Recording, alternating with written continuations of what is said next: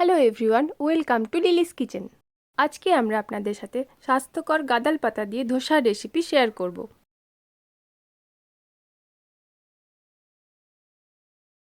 রেসিপিটি বানানোর জন্য মেজারমেন্ট কাপের 1 কাপ বিউলির ডাল 5 ঘন্টা ভিজিয়ে রেখে জল ঝরিয়ে নিয়েছি। 200 গ্রাম গাদাল পাতা কুচি করে নিয়েছি।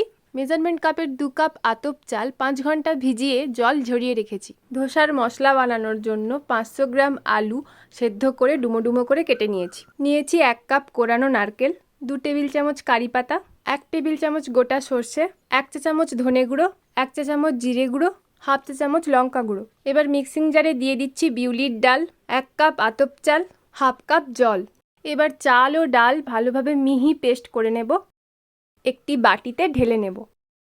এবার মিক্সিং জারে দিয়ে দিচ্ছি বাকি 1 কাপ চাল, কুচনো গাদাল পাতা, 2 টেবিল চামচ জল। এবার এটারও একটা মিহি পেস্ট করে নেব। পাতা ও চালের পেস্টটা ওই একই বাটিতে ঢেলে দিলাম। ভালোভাবে মিশিয়ে নিচ্ছি। ঢাকা দিয়ে 7 ঘন্টার জন্য রেস্টে রেখে দেব।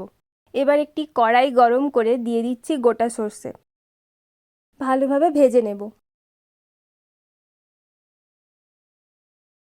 দিয়ে দিলাম 2 টেবিল চামচ সর্ষের তেল। তেলটা আগে দিয়ে গরম তেলে সর্ষে দিলে সর্ষে ছিটকে বাইরে বেরিয়ে যেতে পারত, সেই জন্য তেলটা পরে দিলাম। দিয়ে দিচ্ছি শুকনো লঙ্কা। হালকা ভেজে নেব। দিয়ে দিলাম গুঁড়ো মশলা ও কারি পাতা। দিচ্ছি সেদ্ধ আলু। আলুটা হালকা ভেজে নিয়ে অল্প স্ম্যাশ করে নেব। দিয়ে দিচ্ছি স্বাদ মতো নুন। স্বাদ ব্যালেন্স রাখার জন্য দিয়ে দিলাম 1 টেবিল চামচ চিনি। দিচ্ছি 2 টেবিল চামচ কোরানো নারকেল। ভালোভাবে মিশিয়ে নেব। এবার গ্যাসটাকে বন্ধ করে দিয়ে একটি প্লেটে ঢেলে ঠান্ডা হতে দিলাম। ছড়িয়ে দিচ্ছি 1 চা চামচের 4 ভাগের 1 ভাগ জোয়ান। এবার 7 ঘন্টা পর বাটির ঢাকা খুলে নিলাম। দিয়ে দিচ্ছি স্বাদ মতো নুন।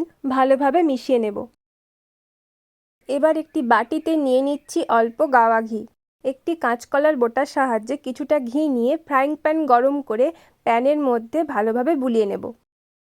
এবার অল্প অল্প ব্যাটার দিয়ে ধোসা বানিয়ে নেব।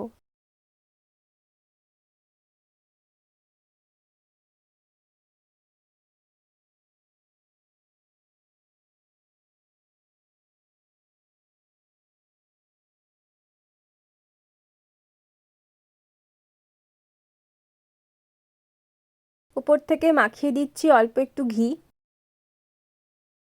ছড়িয়ে দিচ্ছি কিছুটা কোরানো নারকেল। এবার পুর বা মশলাটা মাঝখানে দিয়ে দিচ্ছি। দুটো সাইড ভালোভাবে ফোল্ড করে নিচ্ছি। ওপর থেকে অল্প একটু ঘি লাগিয়ে নিলাম। এবার একটি প্লেটে নামিয়ে নিচ্ছি। ফ্রাইং প্যান যদি বেশি গরম হয়ে গিয়ে থাকে তাহলে এইভাবে অল্প জল ছিটিয়ে ফ্রাইং প্যান ঠান্ডা করে নিতে হবে। আবারও কিছুটা ব্যাটার দিয়ে দিচ্ছি। একইভাবে সমস্ত ধোসা বানিয়ে নেব। এবার তেঁতুলের চাটনির সাথে পরিবেশন করে নিচ্ছি। আমি এখানে তেঁতুলের চাটনির সাথে ধোসা পরিবেশন করেছি। আপনারা চাইলে অন্য কোনো আচার বা চাটনির সাথেও পরিবেশন করতে পারেন। আমাদের আজকের এই স্বাস্থ্যকর গাঁদাল পাতা দিয়ে ধোসার রেসিপিটি যদি আপনাদের ভালো লেগে থাকে চ্যানেলটি সাবস্ক্রাইব করবেন।